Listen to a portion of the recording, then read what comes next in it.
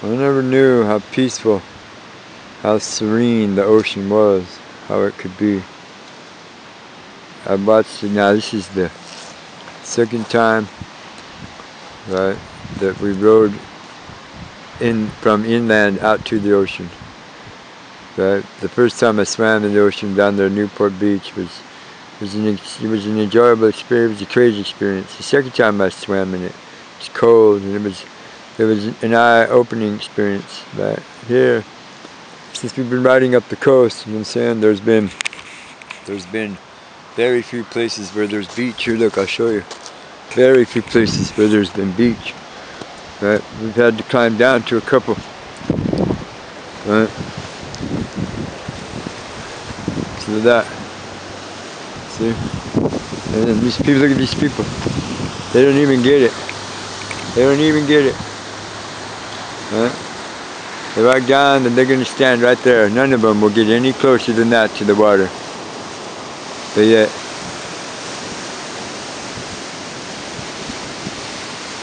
birds are everywhere. The rocks. Look at it down here. Yeah, I'm like about 40, 50 feet up in the air right here looking down at it. Right? The one girl, she's gonna be a brave soul. Look at her. She's gonna be a brave soul and stick her toes in. Look, that's it. Oh hell no, it's cold.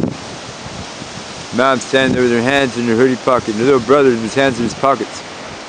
Right? They drove hundreds of miles to come here to look at the ocean and camp in the campground that's right here, but yet they're afraid. They're afraid to do it.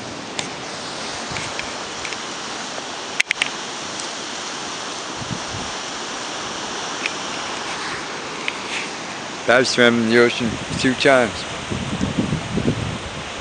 I'm not afraid. I'd jump off right here if those rocks weren't there. I would. It's just the beauty of it, the serenity of it. Look at this. Right? And it's farther around the coast. We still got ways to go. I never seen no shit like this before in my whole entire life. This is so cool to come here. I rode my bike here to do this. I did. I wanted to do this. You guys have no idea how hard I fought against this. Let's go back up here. How hard I fought my friend. Right? He wanted to do this years ago.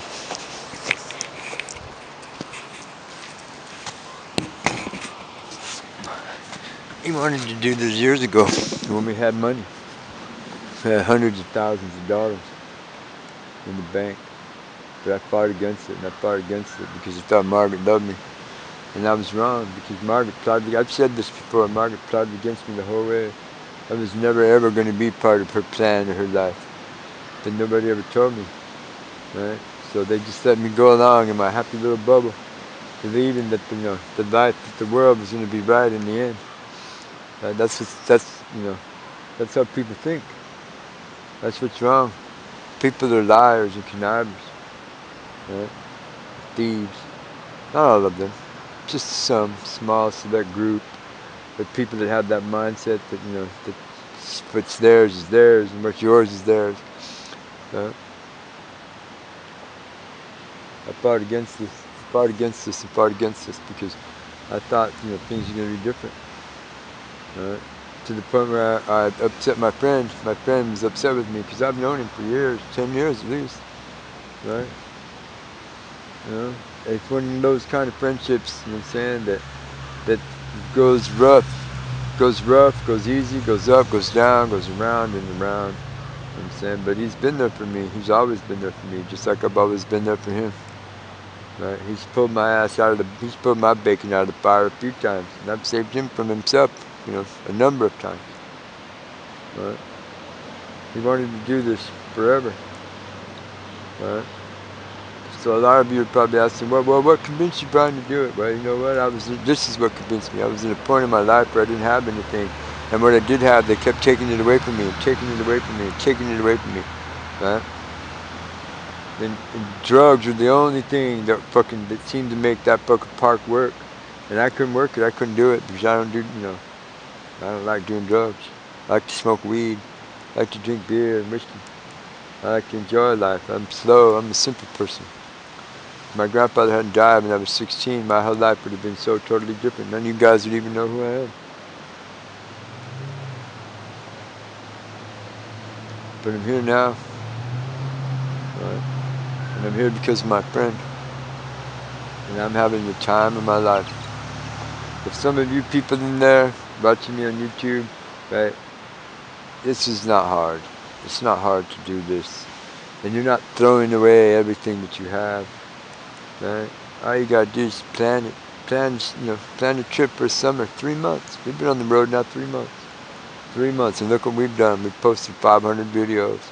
We've been to some cool ass fucking places. We still got a whole bunch of cool ass places to go. Yeah, sometimes we don't have enough money to eat. Yeah, sometimes you gotta dig in the dumpster to eat. But yeah, today was the first time I had a bath in over a week.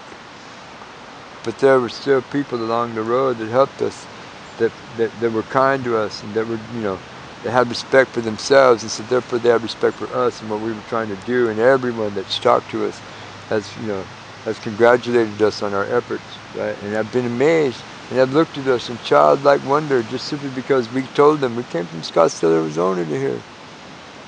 From these raggedy old butts. What have I learned? I have learned huge amounts about myself. I've learned that I am determined. I've learned that I still care. I've learned that I still have room in my heart for love.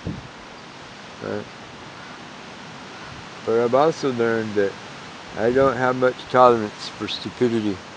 And I don't have much tolerance for a lack of personal respect by people. And I don't have much tolerance, right, for these ideas, these underlying ideas that the government keeps pushing out, keeps trying to, get people to think. They keep trying to isolate us and separate us into little factions and little groups and trying to pit us against each other. When the fact of the matter is that if we would all just pull together, if we could just find something to unite under and just do it, we could take back our country, and we could take back our resources, and we could take back what's beautiful about it. But people are too afraid. People are too afraid to take a chance like this. They're too afraid to take a risk. A risk of a lifetime. But you know what? If I was to die right here today, I would look up at God, and I would say I had a good life, even though I didn't. If they give me another 20 years to enjoy the rest of it, that on the day that I died, I would look up at them and I would say I had a good life, I enjoyed it. Because I'm not going to let anybody, I'm not going to let anything stop me from doing what it is I'm going to do. And I'm telling you guys, that's the way you should think too. That's the way you should feel about it. That's the way you should approach it. You should look at it through those glasses, through those eyes. Because if you don't take a stand somewhere, then there's going to be nothing left to stand on.